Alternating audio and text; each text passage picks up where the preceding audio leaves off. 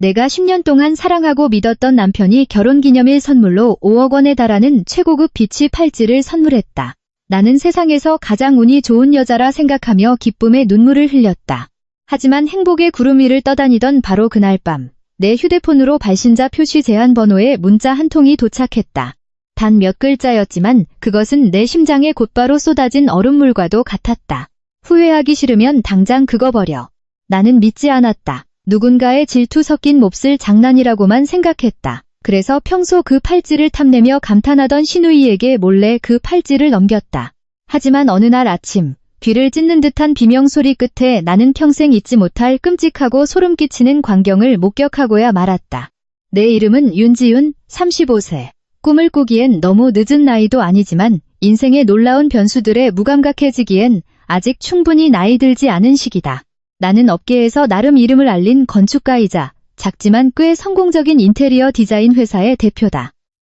친구들은 종종 내게 다 가졌다고 말하곤 했다. 커리어, 외모, 그리고 완벽한 남편까지.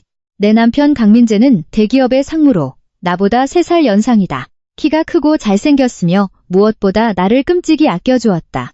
우리가 함께한 10년 동안 그는 단 한 번도 내게 소리를 지른 적이 없었다. 야근을 마치고 늦게 집에 돌아올 때면 늘 따뜻한 야식을 준비해 두었고 프로젝트 때문에 스트레스를 받을 때면 항상 내 곁에서 어깨를 주물러주며 따뜻한 차를 타주었다. 그는 내가 온전히 믿고 의지할 수 있는 안식처이자 버팀목이었다. 내 삶은 완벽해 보였다. 단 하나의 작은 파도. 시어머니 최 여사와의 관계만 빼면 말이다. 최 여사는 깐깐하고 날카로운 분이었다. 모든 일이 자신의 뜻대로 돌아가야 직성이 풀리는 성격이었다. 그녀는 단 한 번도 나를 진심으로 마음에 들어 한 적이 없었다. 아마도 우리 친정의 집안 수준이 그들의 눈에 차지 않았거나 아니면 내가 자기 커리어를 가진 너무 독립적인 여자였기 때문일 것이다. 그녀가 원하던 순종적인 며느리상과는 거리가 멀었으니까. 직접적으로 대놓고 말하진 않았지만 그녀의 눈빛 하나, 뼈 있는 농담 한마디에서 나를 깎아내리는 태도를 뼈저리게 느낄 수 있었다. 시어머니는 항상 나를 민재의 남동생 민수의 아내인 동서 수진과 비교했다. 수진은 직업이 없었지만 시어머니의 비위를 맞추고 알랑거리는 데는 천부적인 소질이 있었다. 가족 모임이 있을 때마다 최 여사는 수진을 곁으로 끌어당기며 그녀의 고분고분함과 싹싹함을 칭찬했다. 그러고는 나를 힐끗 쳐다보며 한숨을 쉬었다. 휴, 이 집안 며느리들이 다 수진이만 같았으면 내가 아무 걱정이 없을 텐데. 나는 그저 웃어넘기며 상황을 모면했다. 남편이 나를 사랑하고 이해해주니 다른 건 중요하지 않아. 그렇게 나 자신을 다독였다. 그리고 마침내 우리의 결혼 10주년 기념일이 다가왔다. 민재는 특별한 선물을 준비했다며 청담동에서 가장 고급스러운 파인다이닝 레스토랑을 예약했다. 그날 밤 멋진 수트 차림의 그는 붉은 장미 꽃다발을 들고 나를 데리러 왔다. 일렁이는 촛불과 잔잔한 재즈 음악 속에서 그는 우리가 처음 만났던 그날처럼 사랑이 가득한 눈빛으로 나를 바라보았다. 지윤아, 지난 10년 동안 내 곁에 있어줘서 고마워. 그의 깊고 다정한 목소리가 울렸다. 당신이 일 때문에 얼마나 힘들고 지쳤는지 알아. 이 선물이 당신에게 조금이나마 위로와 보상이 되었으면 해. 말을 마친 그는 벨벳으로 덮인 붉은 상자를 꺼내 조심스럽게 열었다. 부드러운 실크 쿠션 위에는 영롱한 녹색 비치로 만들어진 팔찌가 놓여 있었다. 흠집 하나 없이 깊고 맑은 호수 같은 색깔이었다. 백금으로 된 잠금장치 주변을 감싼 작은 다이아몬드들의 반짝임이 그 팔찌의 고급스러움과 가치를 더욱 돋보이게 했다. 나는 숨이 멎을 뻔했다. 내가 상상했던 것 이상으로 아름다웠다. 민재는 조심스럽게 팔찌를 꺼내 내 손목에 채워주었다. 피부에 닿는 차가운 원석의 느낌에 몸이 살짝 떨렸다. 마음에 들어? 민재가 기대에 찬 눈빛으로 물었다. 너무 아름다워, 민재씨. 나는 말을 더듬었다. 내 기분을 어떻게 표현해야 할지 모르겠어. 하지만 이거 엄청 비싸 보이는데. 그는 미소를 지었다. 사랑하는 여자에게 최고의 것을 줄 수 있는 능력을 자랑스러워하는 남자의 미소였다. 당신에 비하면 아무것도 아니야. 5억 원밖에 안 해. 5억 원. 그 액수를 듣는 순간 나는 아찔해졌다. 민재가 돈을 많이 번다는 건 알았지만 팔찌 하나에 5억 원이라니 상상조차 해본 적 없는 사치였다. 민재씨, 이렇게 비싼 선물은 필요 없는데. 내가 미안한 기색으로 말했다. 그는 내 손을 잡고 부드럽게 쥐었다. 10주년은 한 번뿐이잖아. 당신은 이럴 자격 있어. 당신이 행복하면 나도 행복해. 그 순간 나는 눈물을 흘렸다. 기쁨과 감사의 눈물이었다.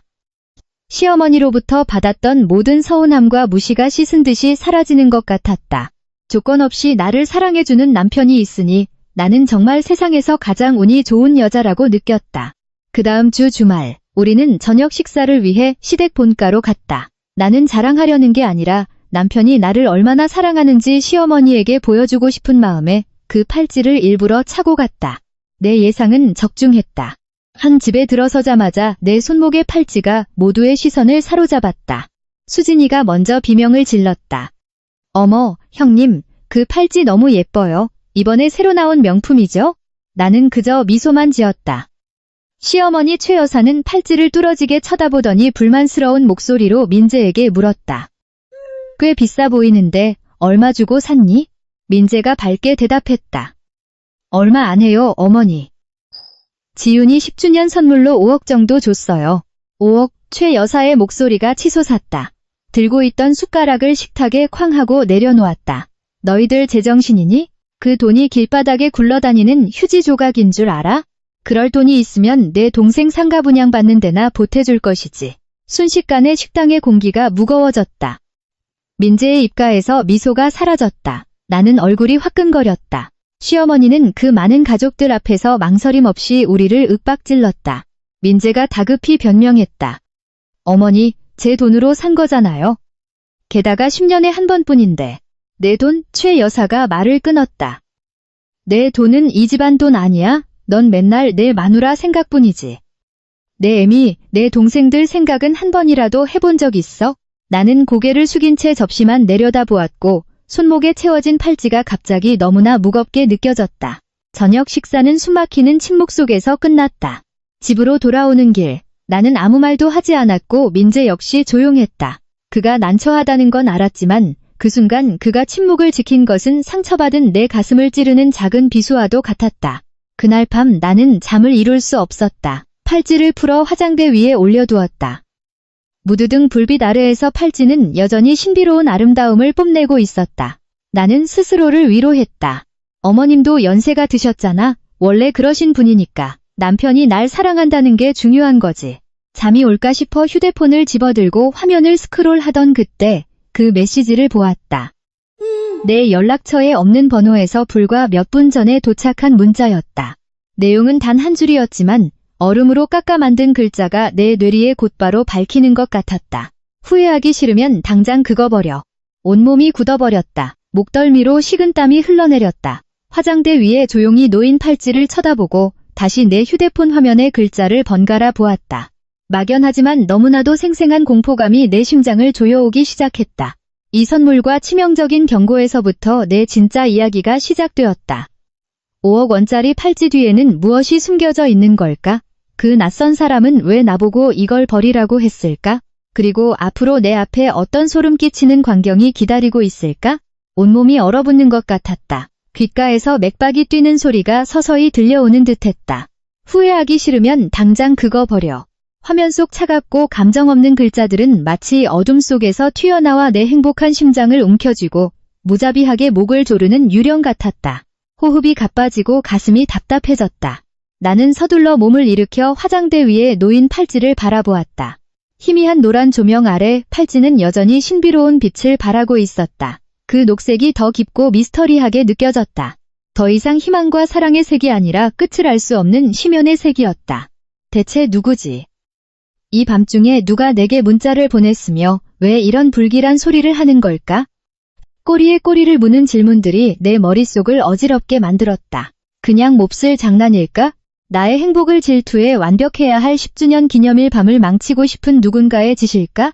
나는 그 생각에 매달려 보려 했다. 그저 우연일 뿐이라고 스스로를 진정시키려 했다. 하지만 마음 깊은 곳에서는 불안의 씨앗이 싹트고 있었다. 여자의 직감이라는 것이 내게 이건 단순한 일이 아니라고 말해주고 있었다. 나는 떨리는 손으로 다시 팔찌를 집어들었다. 원석은 여전히 차가웠고 표면은 매끄러웠다. 불빛에 비추어 세세한 부분까지 살펴보았다. 여전히 매혹적인 녹색과 아름다운 천연무늬, 전혀 이상한 점은 없었다. 냄새를 맡아보았다. 상자에서 나는 옅은 백단향 냄새 말고는 아무것도 나지 않았다. 나는 억지로 한숨을 내쉬었다. 분명 누군가 장난치는 걸 거야. 스스로에게 그렇게 말했지만 팔찌를 쥔 손의 떨림은 멈추지 않았다. 마침 민재가 샤워를 마치고 욕실에서 나왔다. 젖은 머리에 허리에는 수건만 두른 채였다.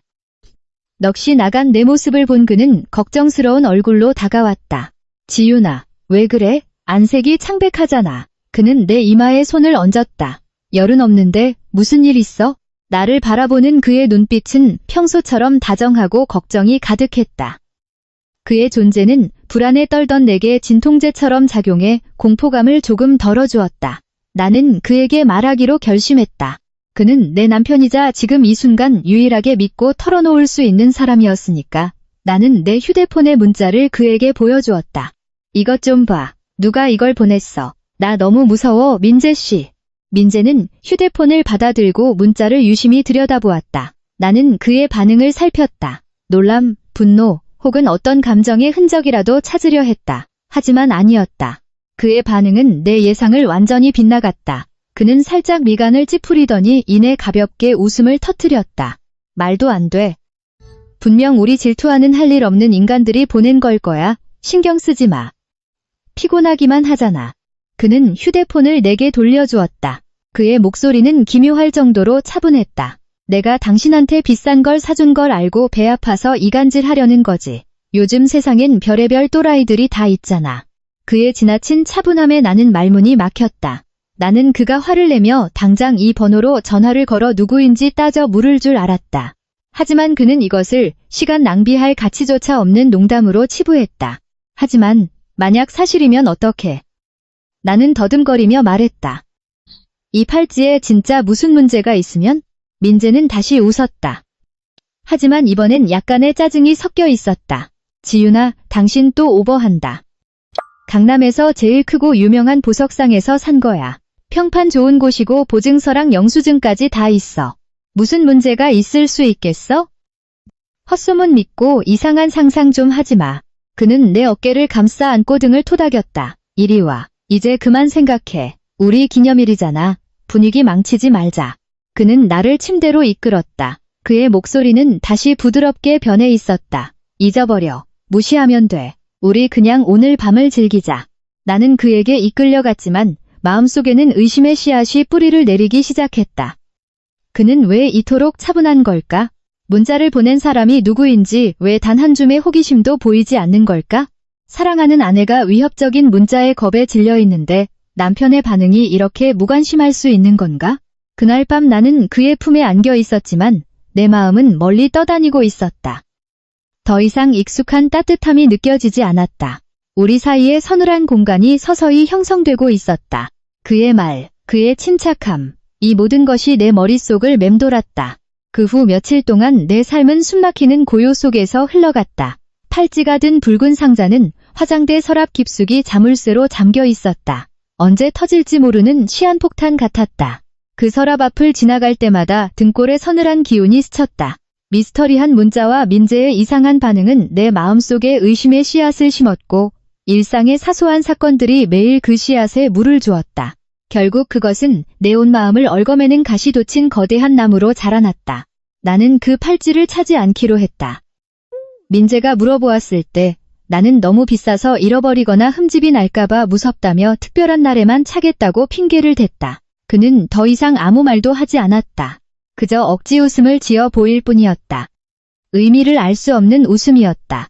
그는 계속해서 완벽한 남편처럼 행동했다. 제 시간에 퇴근하고 달콤한 말을 속삭였다. 하지만 나는 우리 사이에 보이지 않는 벽이 세워졌음을 느꼈다. 그의 시선은 더 이상 애정이 아니라 나를 은밀히 관찰하고 감시하는 듯했다. 그가 전화를 받는 횟수도 잦아졌고 전화를 받을 때면 구석으로 가 목소리를 낮췄다. 내가 물어볼 때마다 그는 항상 회사 일 때문이라고 둘러댔다. 하지만 나를 더욱 불안하게 만든 사람들은 바로 시어머니 최 여사와 동서수진이었다. 두 사람은 내 팔찌에 특별한 관심을 가지고 있는 듯했다. 우리가 만날 때마다 그들은 어떻게든 팔찌 이야기를 꺼냈다. 어느 날 저녁 식사 자리에서 최 여사가 갑자기 말을 꺼냈다. 우리 수진이 얼굴이 창백하네. 요즘 장사가 안 돼서 신경을 많이 써서 그런가 봐. 이럴 때 생기 돌고 운수 대통할 만한 장신구라도 차면 좋을 텐데. 그러면서 의미심장한 눈빛으로 나를 흘끗 쳐다보았다. 나는 못 들은 척 식사를 계속했다. 며칠 뒤 수진이가 갑자기 우리 집에 찾아왔다. 그녀는 거실에 앉지 않고 곧장 우리 침실로 들어왔다. 내가 새로 산 명품 가방 컬렉션을 보고 싶다는 핑계였지만 진짜 목적이 가방이 아니라는 건 뻔했다. 그녀의 눈은 방 안을 훑더니 내 화장대에 멈췄다. 형님, 아주버님이 사주신 팔찌 왜 안 차고 다니세요? 그렇게 예쁜 걸 썩히기 아깝잖아요. 그녀가 순진무구하지만 캐묻는 듯한 말투로 말했다. 잘 모셔뒀어. 상할까봐. 나는 대화를 피하려 짧게 대답했다. 하지만 수지는 쉽게 포기하지 않았다. 어머, 형님 명품 가방은 제가 어떻게 해볼 수도 없지만 그 팔찌는 진짜 너무 탐나요. 형님 그거 아세요? 저 그 팔찌 본 날부터 꿈에도 나와요. 나도 그런 거 하나만 있었으면 좋겠다. 그녀는 한숨을 쉬며 욕망으로 반짝이는 눈빛을 애써 숨기려 하지 않았다. 그들의 지나친 관심은 내 의심을 더욱 증폭시켰다. 내가 아직 알아차리지 못한 다른 목적이 있는 것 같았다. 어느 날 밤, 가족들이 TV를 보고 있을 때 최 여사가 나를 불렀다. 지윤아, 이리 좀 와보렴. 어미가 할 말이 있다. 나는 긴장한 채 그녀 옆에 앉았다. 얘야, 그녀가 다정하게 말했다. 도무지 믿기지 않는 태도였다. 요즘 내 안색이 어두워 보여. 무슨 고민 있니? 걱정 말고 나한테 다 말해봐라. 내가 시어미이긴 해도 친정엄마나 다름없잖니. 이 갑작스러운 태도 변화에 나는 경계태세를 갖췄다. 분명 뒤에 다른 말이 있을 터였다. 혹시 저번에 내가 팔찌 가지고 뭐라고 한 것 때문에 아직도 화가 났니? 그녀가 내 손을 잡았다. 미안하다. 내가 그때 좀 과했어. 다 너희들 앞날 생각해서 한 말이라는 거 알지? 마음 담아두지 마라. 시어머니가 사과를 하다니. 며느리 노릇 10년 만에 처음 있는 일이었다. 내가 가만히 있자 그녀가 말을 이었다. 너 수진이 알잖니? 걔가 그 팔찌를 얼마나 예뻐하던지. 요즘 걔네 가게 사정도 좀 안 좋고 하니까 네가 수진이 기 좀 살려주게 잠시 빌려주면 어떻겠니? 비취가 오늘 불러온다잖아. 아, 이것이 그녀의 진짜 목적이었다. 내게서 팔찌를 빼내려는 것. 하지만 왜 굳이 수진이가 차야 한다는 말인가? 무섭고도 논리적인 가설 하나가 내 머릿속을 스쳤다. 문자의 경고, 민재의 반응, 시어머니와 수진이의 집착. 이 모든 것이 하나로 연결되었다. 혹시 팔찌에 정말 무슨 문제가 있고 그들이 수진이를 실험용주로 쓰려는 건 아닐까? 아니야, 그럴 리 없어. 너무 잔인하잖아. 아무리 실리만 챙기는 사람들이라 해도 수진이도 엄연한 며느리인데 설마 그녀를 해치려 할까? 나는 그 끔찍한 생각을 떨쳐내려 했지만 그 생각은 계속해서 내 머릿속을 맴돌았다. 나는 차분한 목소리를 유지하며 시어머니를 바라보았다. 어머니, 최 여사의 얼굴이 순식간에 일그러졌다. 다정함은 익숙한 차가움으로 돌변했다. 아이고, 참나, 되게 유세 떠네. 내가 그냥 떠본 거다. 내 진짜 인성이 어떤지 보려고. 그녀는 자리에서 벌떡 일어나 쿵쾅거리며 자기 방으로 들어가 버렸다. 수진이 역시 나를 매섭게 째려보고는 시어머니를 따라 들어갔다. 거실에는 민재와 나 둘만 남았다. 그는 한숨을 쉬며 원망스러운 눈빛으로 나를 쳐다보았다. 당신 또 엄마 화나게 만들었네. 그냥 좀 빌려주면 안 돼? 다른 것도 아닌데 왜 그렇게 일을 크게 만들어? 나는 더 이상 참을 수 없었다. 민재 씨, 당신 이해 안 가? 당신이 나한테 준 선물이잖아. 근데 왜 저 사람들은 저렇게 안달이 나서 뺏어가려 해? 이상하지 않아? 뭐가 이상해? 민재가 소리를 질렀다. 여자들이 예쁜 거 탐내는 게 뭐가 이상해? 당신 혼자 과대망상하는 거라고. 과대망상? 나는 씁쓸하게 웃었다. 그 문자 메시지도 내 상상이라는 거야? 당신 왜 이 상황을 똑바로 안 봐? 진실을 아는 게 두려운 거야? 나 안 두려워. 그가 소리친 후 목소리를 낮췄다. 그깟 하찮은 물건 하나 때문에 집안에 분란 일으키는 게 싫을 뿐이야. 지윤아, 제발 옛날의 당신으로 돌아와라. 옛날의 나. 착하고 인내하고 군말 없이 입 다물고 있던 지윤이. 하지만 지금의 나는 더 이상 그럴 수 없었다. 우리 가족 안에 이미 전쟁이 시작된 것이다. 나는 철저히 혼자였다. 나를 몰아세우는 사람들, 끔찍한 비밀을 공유하고 있는 사람들로 둘러싸여 있었다. 이대로 방어만 하고 있을 순 없었다. 진실을 알아내기 위해 이 침묵을 깨부술 무언가를 해야만 했다. 그리고 그때 내 머릿속에 대담하고도 위험한 계획이 떠올랐다. 큰 대가를 치를 수도 있는 계획이었지만 이 거짓된 가족의 가면 뒤에 숨은 진짜 적과 아군을 가려낼 수 있는 유일한 방법이었다. 민재와의 불꽃 튀는 말다툼 후 나는 뜬 눈으로 밤을 지새웠다. 침대에 누워 천장만 바라보았다. 머릿속은 해답 없는 질문들로 엉망진창이었다. 민재의 침묵, 최 여사의 압박, 수진이의 탐욕. 이 모든 것이 그 미스터리한 팔찌를 중심으로 돌고 있었다. 거미줄에 걸린 먹잇감처럼 발버둥 칠수록 더 깊이 얽매이는 기분이었다. 더 이상 단 하루도 공포와 의심 속에서 살 수 없었다. 행동해야 했다. 다음 날 아침 거울 속 내 모습을 보았다. 수면 부족으로 눈 밑엔 다크서클이 짙게 내려앉아 있었지만 두 눈빛만큼은 그 어느 때보다 단단하고 결연했다. 나는 더 이상 평화를 위해 무조건 양보하던 약해 빠진 지훈이가 아니었다. 그들이 체스게임을 원한다면 기꺼이 상대해주마. 그리고 내가 희생양이 되는 일은 결코 없을 것이다. 내 계획은 단순했지만 극도로 위험했다. 그들이 팔찌를 원한다면 주겠다. 하지만 그들이 원하는 방식으로는 안 될 것이다. 나는 그들의 탐욕을 무기 삼아 그들을 찌르기로 했다.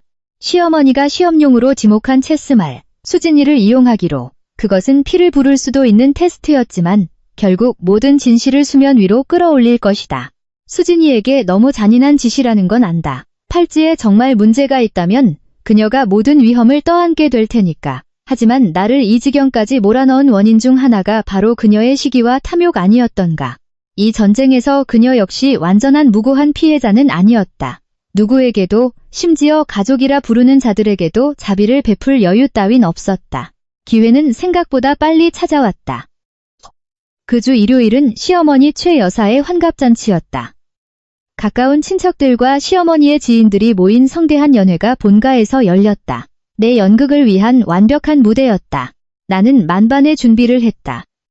고급스러운 실크 원피스를 입고 우아하게 화장을 했으며 당연히 서랍에서 그 팔찌도 꺼냈다. 팔찌를 차는 순간 또다시 서늘한 기운이 느껴졌지만 이번엔 행복함이 아닌 뼛속까지 시린 냉기였다. 거울 속에 나를 비춰보았다. 내 손목에 걸린 팔찌는 치명적인 아름다움을 뿜어내고 있었다. 나는 심호흡을 하며 스스로에게 속삭였다.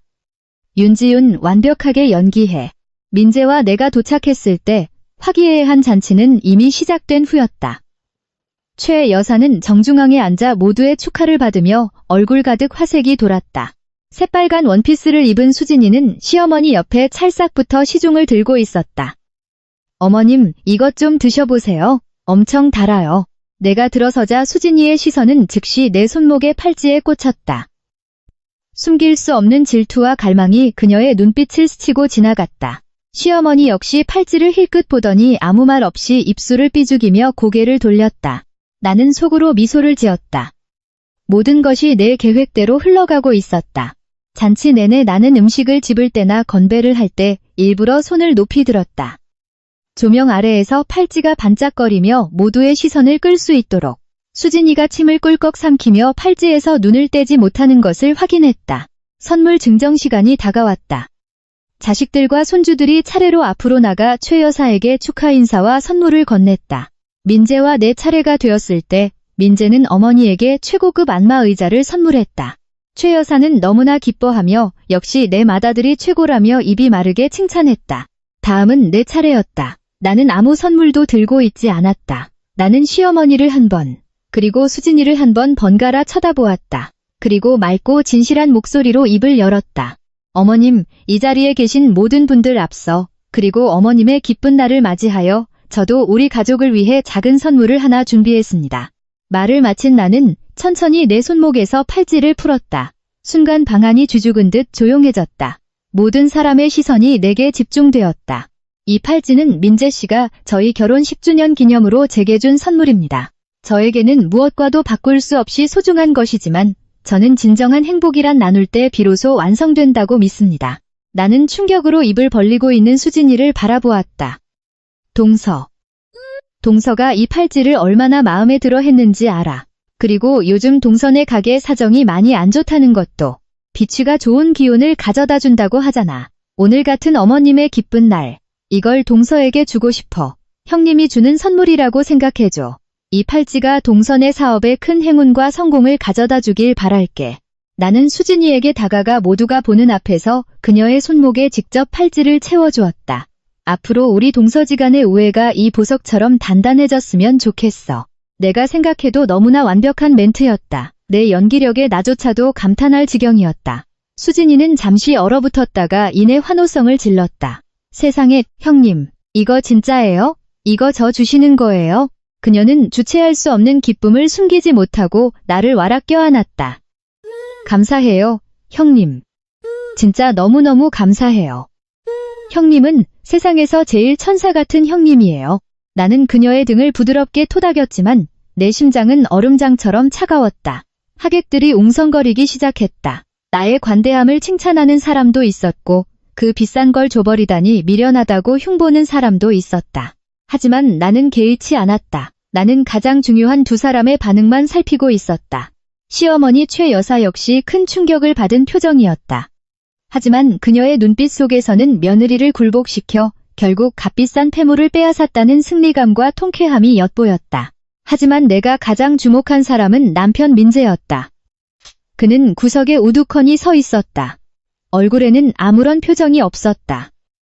기뻐하지도 반대하지도 않았다. 그저 멍하니 서서 나를 바라보고만 있었다. 그 눈빛은 도저히 읽어낼 수 없는 기묘한 눈빛이었다. 놀람, 혼란, 그리고 공포? 왜 그가 두려워하는 거지? 내가 자기 어머니를 기쁘게 해드리고 집안의 평화를 지켰으니 좋아해야 하는 거 아닌가? 그의 반응은 내 예상과 완전히 달랐고 이는 이 팔찌 뒤에 정말로 끔찍한 비밀이 숨겨져 있다는 내 확신을 굳혀주었다. 잔치가 끝나고 수진이는 자신의 새로운 팔찌를 모두에게 자랑하느라 정신이 없었다.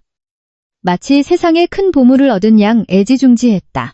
시어머니도 싱글벙글하며 나보고 이제야 철이 들어 며느리 노릇을 제대로 한다고 입이 마르도록 칭찬했다. 오직 민재만이 굳은 표정을 풀지 않았다. 집으로 돌아오는 차 안에서 그는 나에게 한마디도 하지 않았다. 그의 침묵은 고함보다 더 무서웠다. 집에 도착해 단둘만 남게 되자 그는 마침내 낮고 차가운 목소리로 입을 열었다. 당신, 왜 그런 짓을 한 거야? 무슨 짓이요? 나는 순진한 척 되물었다. 어머님 기쁘게 해드리고 싶어서 그랬어. 우리 가족이 평화롭게 지내길 원했으니까.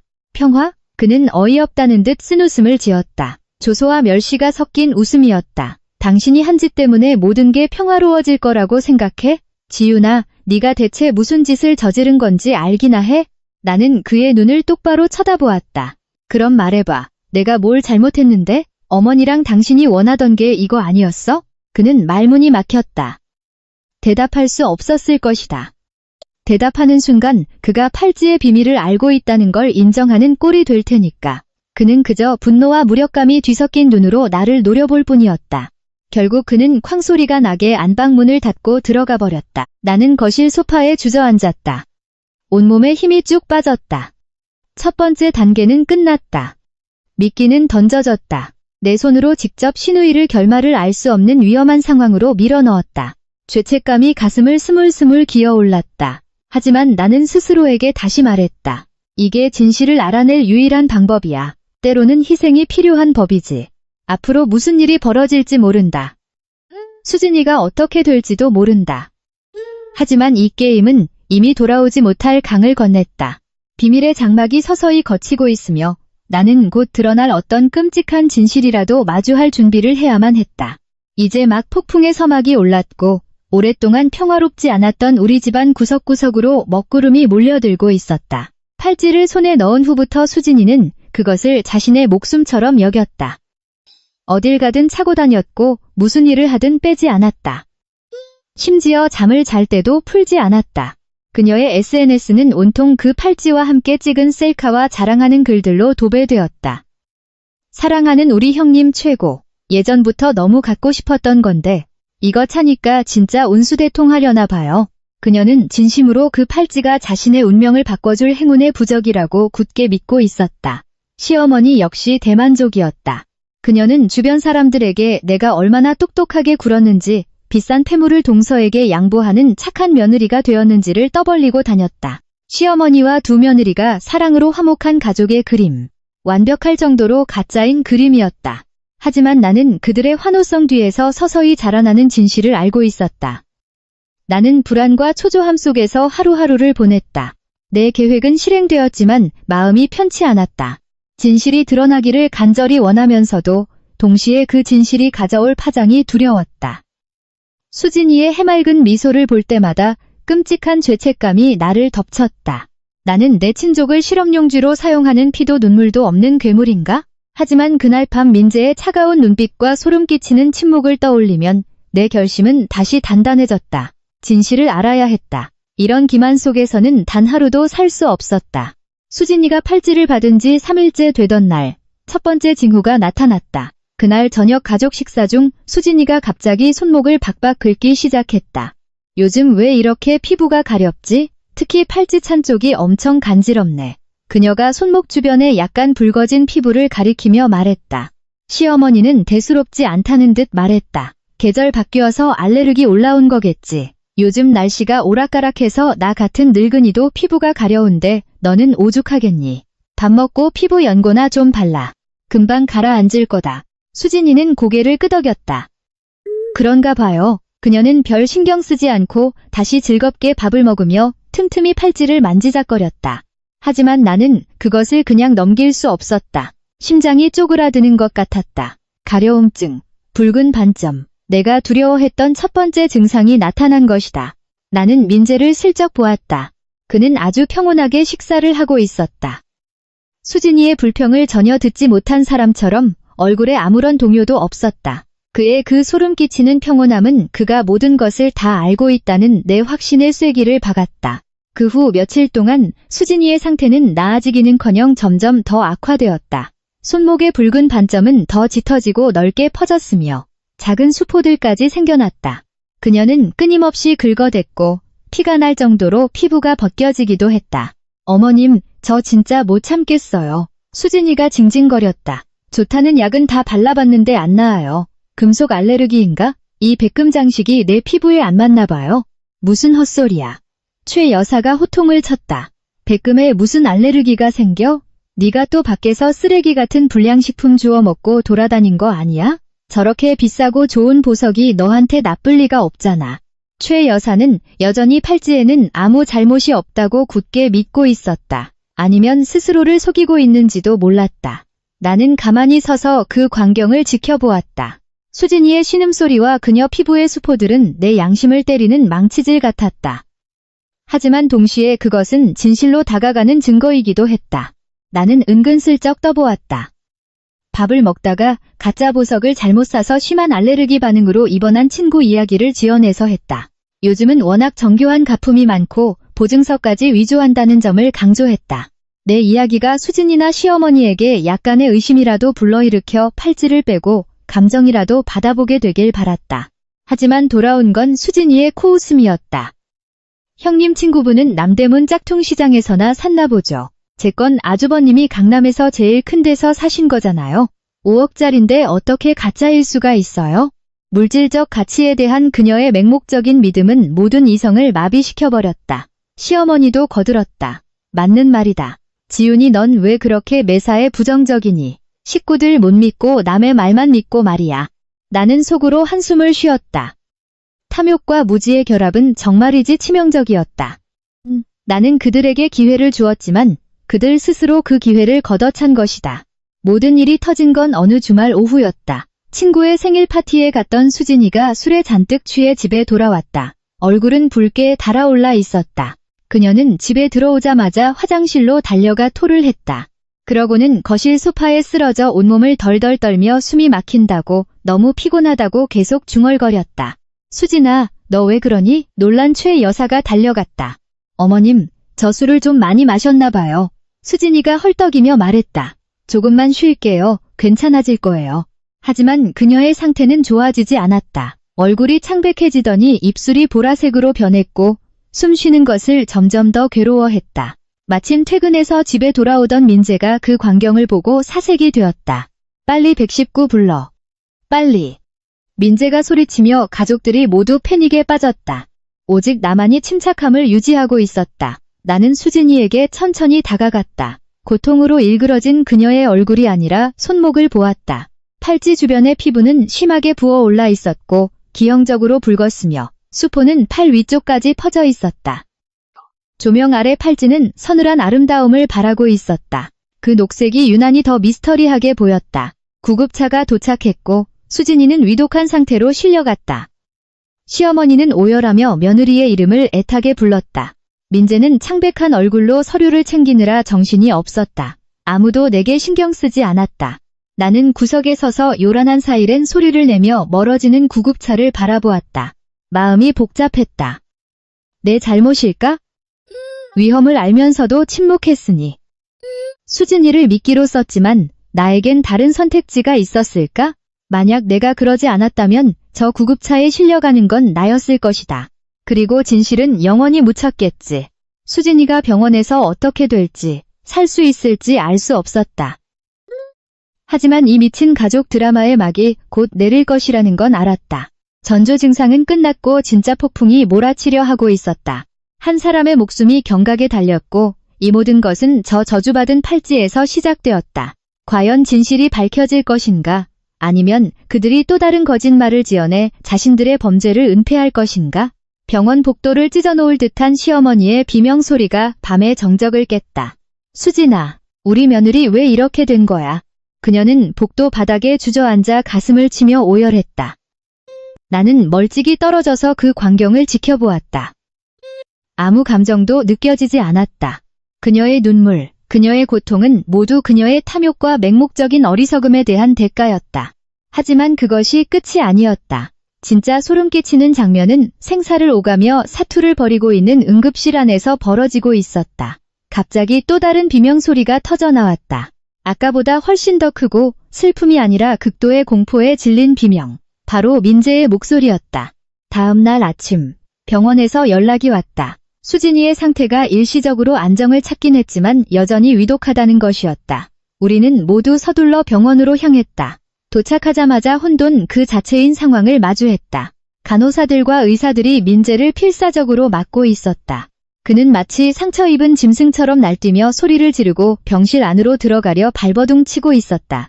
이거 놔. 수진이 얼굴 봐야 해. 말도 안 돼. 그럴 리 없어. 그의 얼굴은 공포로 일그러져 있었다. 최 여사는 이미 실신한 상태였고 민재의 동생 민수는 혼이 나간 듯 멍하니 서 있었다. 지긋한 나이의 의사가 심각한 얼굴로 걸어 나왔다. 보호자분들, 조용히 좀 해주십시오. 환자에게 절대적인 안정이 필요합니다. 의사는 민수를 쳐다보며 물었다. 남편분 되십니까? 아니요, 제 형입니다. 민수가 민재를 가리켰다. 의사는 미간을 찌푸렸다. 이상하군요. 어젯밤 환자분이 잠시 의식을 찾았을 때 계속 저 남자분의 이름만 부르더군요. 의사는 민재를 똑바로 가리켰다. 그리고 환자분 본인이 임신한 아이가 저 남자분의 아이라고 말했습니다. 폭탄이었다. 병원 복도 한가운데서 엄청난 폭탄이 터졌다. 우리 모두는 얼어붙었다. 민수는 입을 떡 벌린 채 믿을 수 없다는 듯 자신의 친형을 쳐다보았다. 겨우 정신을 차렸던 최 여사는 다시 눈을 뒤집으며 쓰러졌다. 그리고 나는 벽에 기대어 차갑게 식은 머리로 서 있었다. 이게 무슨 일이지? 수진이가 임신을 했는데 그 아이가 민재의 아이라고? 말도 안 돼. 나는 민재가 강하게 부인하기를 기대하며 그를 쳐다보았다. 하지만 의사의 말을 들은 그는 그 자리에 무너져 내렸다. 발버둥 치던 것을 멈추고 바닥에 무릎을 꿇은 채 자신의 머리칼을 쥐어뜯었다. 그의 침묵은 곧 자백이었다. 나는 뒷걸음질 치다. 넘어지지 않으려 벽을 꽉 짚었다. 내 주변의 모든 것이 흐릿해졌다. 이것이 바로 그토록 역겨운 진실의 실체였다. 불륜. 그들은 나를 속였을 뿐만 아니라 민재의 친동생까지 기만했다. 남편과 시누이, 아주버님과 재수씨가 우리 모두의 등 뒤에서 더러운 짓거리를 하고 있었던 것이다. 수진이의 뱃속에 있는 아이는 남편과의 사랑의 결실이 아니라 이 추악한 죄악의 증거물이었다. 이제야 알겠다. 모든 것이 퍼즐처럼 맞춰졌다. 내가 그 팔찌를 수진이에게 주었을 때 민재가 왜 그런 표정을 지었는지. 그는 내가 팔찌의 비밀을 알아챌까봐 두려웠던 게 아니다. 자기가 사랑하는 수진이와 자신의 아이가 다칠까봐 두려웠던 것이다. 팔찌가 치명적이라는 걸 알면서도 입을 다물 수밖에 없었던 건 입을 여는 순간 자신의 불륜과 살인 계획이 동시에 폭로될 것이기 때문이었다. 역겨움이 목구멍까지 치밀어 올랐다. 수진이 때문이 아니었다. 민재, 내가 사랑했던 남자, 남편이라 불렀던 그 인간 때문이었다. 그는 단순한 사기꾼이 아니었다. 그는 비겁하고 파렴치한 인간 쓰레기였다. 자기 가족의 범죄 계획을 위해 나를 이용하면서 뒤로는 재수 씨와 바람을 피우다니. 어떻게 집에 돌아왔는지 기억조차 나지 않는다. 집에 오자마자 안방으로 직행했다. 울지도 않았다. 고통이 너무 극심해서 눈물마저 말라버린 것 같았다. 나는 민재의 물건들을 미친 듯이 뒤졌다. 확실한 증거가 필요했다. 그리고 찾아냈다. 오래된 다이어리 갈피에 꽂혀있던 사진 한 장. 사진 속에서 민재와 수진이는 제주도의 해변에서 서로를 끌어안고 있었다. 수진이는 비키니 차림으로 민재의 어깨에 머리를 기댄 채 환하게 웃고 있었다. 사진 뒷면에는 손글씨가 적혀 있었다. 제주도에서의 행복한 추억. 사랑해. 날짜는 1년 전이었다. 민재가 갑작스럽게 출장을 간다며 집을 비웠던 바로 그 시기였다.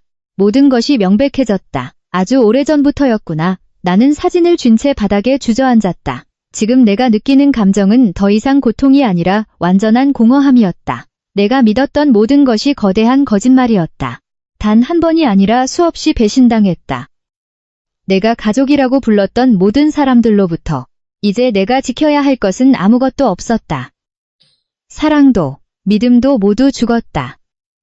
내게 남은 건 오직 얼음장처럼 차가운 증오와 단 하나의 생각뿐이었다. 그들 모두 대가를 치르게 할 것이다. 병원에서의 그 소름 끼치는 장면은 끝이 아니었다.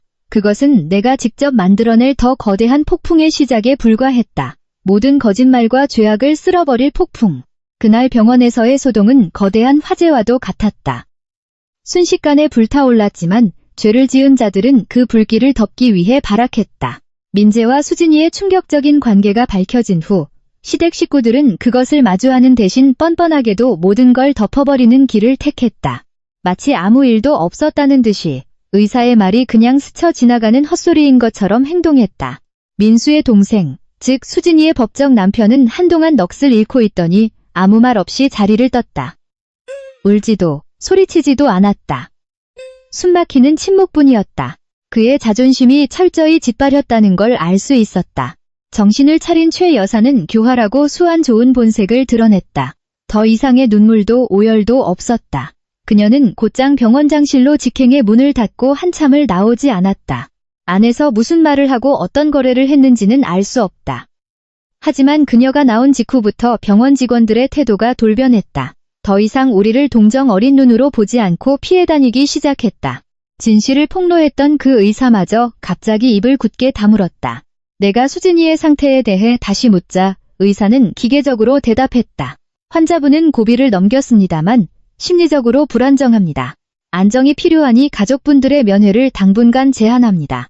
그 직후 수진이는 외부와 완전히 차단된 VIP 병동으로 옮겨졌다. 최 여사는 수진이가 편히 쉬게 하려는 조치라고 둘러댔지만 나는 그것이 소문을 막고 피해자의 입을 틀어막으려는 은폐 공작임을 알고 있었다. 민재는 병원에서 연기처럼 사라졌다. 전화를 걸어도 받지 않았고 문자를 보내도 답이 없었다. 그는 나뿐만 아니라 자신의 죄악으로부터 도망쳐 숨어버린 것이다. 그들의 온 가족이 한마음 한뜻으로 침묵의 벽을 세웠다. 그 안에 썩어문드러진 진실을 감추기 위한 두꺼운 벽. 그들은 이 구역질 나는 스캔들을 평범한 집안 싸움 정도로 둔갑시키려 길을 쓰고 있었다. 나는 이 모든 거짓의 중심에 홀로 서 있었다. 분노와 무력감이 나를 휘감았다. 내 손에 진실이, 사진이, 증거들이 있었지만 나는 철저히 혼자였다.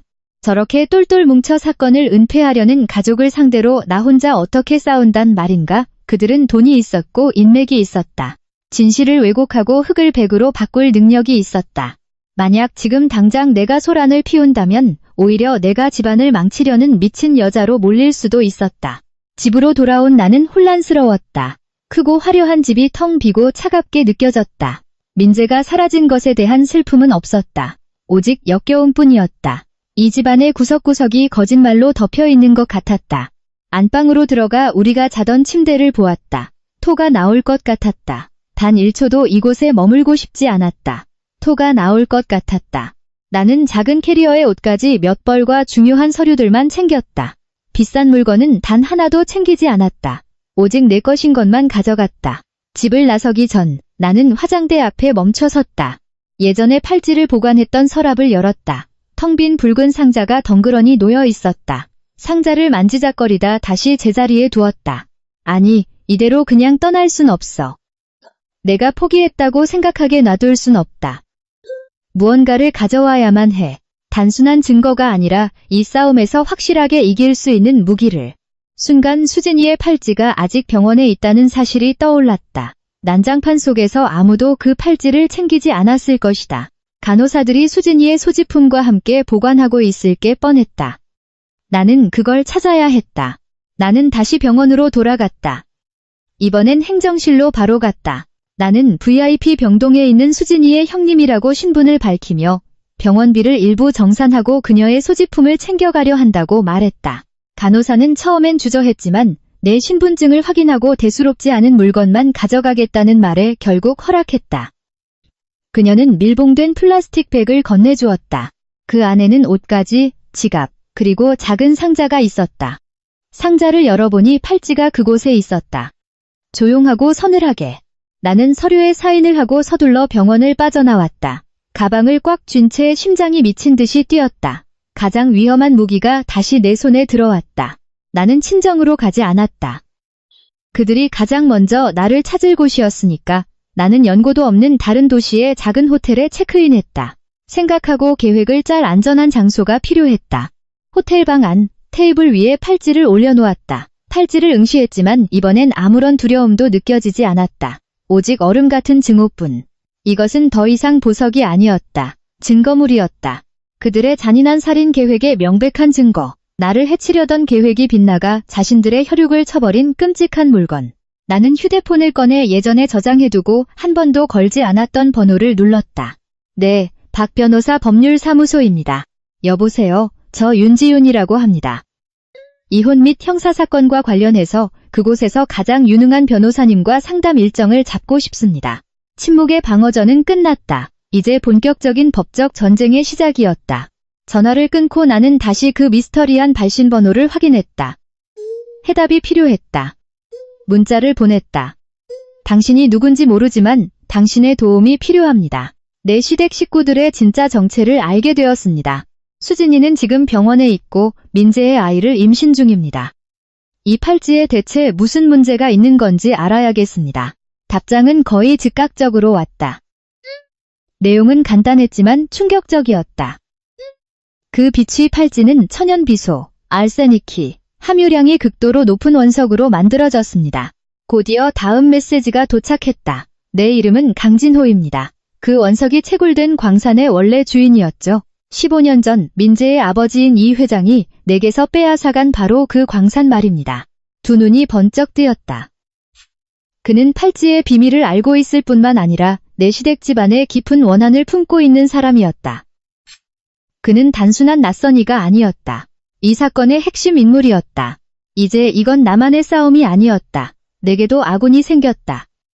베일에 쌓여있지만 치명적인 정보를 주고 있는 아군. 첫 번째 퍼즐 조각이 맞춰지며 팔찌의 비밀뿐만 아니라 내 남편 집안의 어둡고 더러운 과거까지 열리고 있었다. 이 사람을 직접 만나야 했다. 직접 만나야만 모든 진실을 파악하고 그 죄인들을 단죄할 완벽한 계획을 짤 수 있을 테니까. 내 싸움은 이제 더 치열하고 위험한 새로운 국면으로 접어들고 있었다. 박 변호사의 사무실은 그의 인상만큼이나 차갑고 전문적인 분위기를 풍겼다.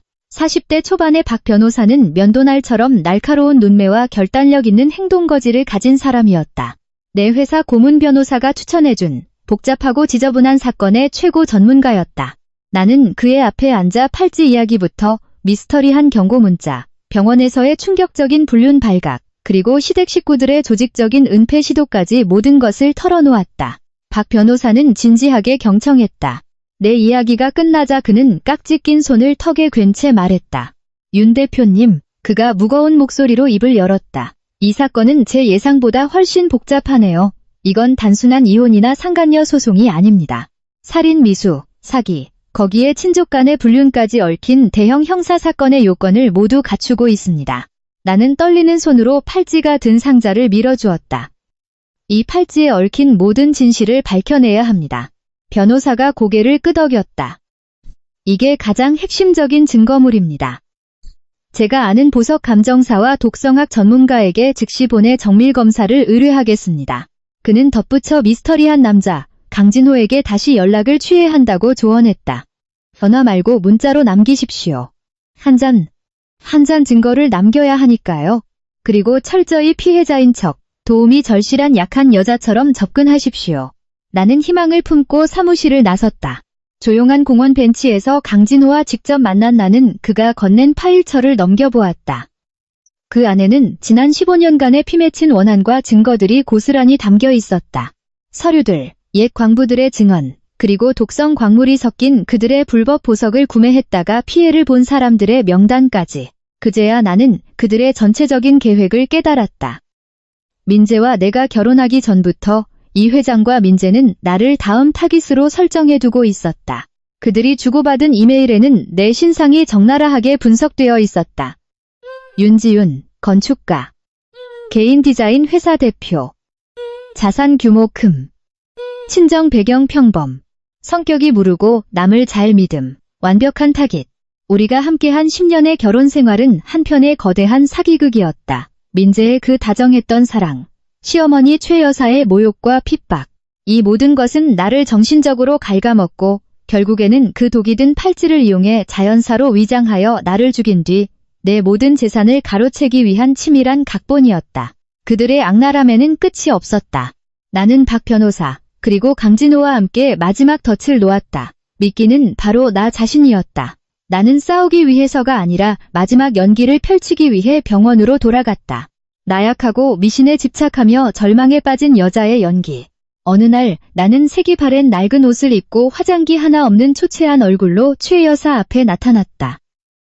나는 그녀의 발 아래 무릎을 꿇고 오열했다. 어머님, 제발 저 좀 도와주세요. 그 팔찌에 저주가 걸려있대요. 악귀가 씌었대요. 수진이 저렇게 된 것도 다 그 저주 때문이에요. 어서 무당한테 가서 구슬하고 저주를 풀어야 수진이가 살 수 있어요. 나는 완전히 이성을 잃고 미신에 광적으로 집착하는 미친 여자처럼 연기했다. 오만한 사람들은 자신이 약하다고 생각하는 상대를 쉽게 얕보는 법. 그들은 내가 던진 미끼를 덥석 물었다. 민재는 내가 여전히 아무 진실도 모른 채 과학적 사실보다 귀신이나 무당을 더 믿는 멍청한 여자라고 착각했다. 그는 내가 그 팔찌를 용한 무당에게 가져가 애군을 쫓는 데 쓰도록 허락했다. 하지만 그가 몰랐던 사실이 있었다. 내가 병원에서 신들린 듯한 연기를 펼치는 동안 박 변호사의 팀이 그들이 자주 밀담을 나누는 장소들 수진이의 VIP 병실과 민재의 차 안에 초소형 도청 장치를 설치했다는 것을. 피말리는 긴장감 속에서 3일이 지났고 마침내 박 변호사에게서 연락이 왔다. 윤 대표님, 잡았습니다. 변호사 사무실에서 나는 그 녹음 파일을 들었다. 민재와 그의 어머니 최 여사가 차 안에서 싸우는 소리였다. 이게 다 엄마 때문이잖아. 엄마가 수진이한테 빌려주라고 부추기지만 않았어도 일이 이 지경이 되진 않았어. 우리 계획이 다 망가졌다고 민재가 소리쳤다. 아이고, 이걸 왜 내 탓을 해? 너도 그년 돈 싹 다 차지하고 싶어서 안달났었잖아. 최 여사가 맞받아쳤다. 하지만 엄마한테 말했잖아. 그 팔찌 위험하다고. 아버지가 뺏은 광산에서 나온 제일 독성 강한 광석이라고. 원래 계획은 윤지윤이가 그걸 오래 차고 서서히 중독돼서 아무도 눈치채지 못하게 죽는 거였어. 근데 지금 며칠이나 됐다고 수진이가 저 꼴이 난 거냐고. 의사들이 독성물질 중독인 거 알아채면 우리 식구 다 감방 가는 거라고. 나는 두 손으로 입을 틀어막았다. 내 남편. 그가 직접 나를 위해 가장 끔찍한 독을 골랐다니. 심장이 갈기갈기 찢어지는 것 같았다. 이 상황에서도 그들은 일말의 죄책감조차 없었다. 오직 자신들이 어떻게 법망을 빠져나갈지만 궁리하고 있었다. 나는 이어폰을 빼버렸다. 더 이상 들을 필요도 없었다. 박 변호사님, 내 목소리는 얼음처럼 차가웠다. 이제 모든 걸 끝낼 시간입니다.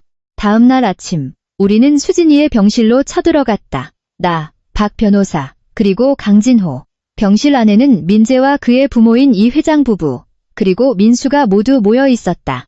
내가 낯선 두 남자와 함께 들어서자 그들은 일순간 당황한 표정을 지었다. 제가 오늘 두 분을 모시고 온 이유가 있습니다. 내가 침착하게 말했다. 누가 수진이에게 저 독이 든 팔찌를 채워 죽이려 했는지, 그 피도 눈물도 없는 짐승이 누군지 밝히기 위해서죠. 무슨 소리를 하는 게냐. 최 여사가 모르는 척 소리쳤다. 나는 서늘한 미소를 지으며 박 변호사에게 눈짓했다. 변호사는 노트북을 열고 소형 스피커를 연결한 뒤 도청된 녹음 파일을 틀었다. 그들의 끔찍한 자백이 조용한 병실 안에 쩌렁쩌렁 울려 퍼졌다. 민재와 최 여사의 얼굴에서 핏기가 싹 가시며 백지장처럼 하얗게 질려갔다. 최 여사는 비명을 지르며 바닥에 쓰러졌다. 민재는 무릎이 꺾인 채 찬바람에 나뒹구는 낙엽처럼 사시나무 떨듯 떨고 있었다. 그때 병실 문이 열리며 경찰 2명이 들어왔다. 서울경찰청 광역수사대에서 나왔습니다. 강민재 씨, 최 여사님, 이 회장님, 살인미수 및 사기 등의 혐의로 긴급 체포합니다. 경찰서로 동행해 주시죠. 모든 연극이 끝났다. 폭풍이 휩쓸고 간 자리엔 산산조각 난 가족만이 남았다. 빼도 박도 못할 완벽한 증거들 덕분에 그들은 법에 지엄한 심판을 받았다. 모든 범행을 기획한 민재는 가장 무거운 중형을 선고받았다.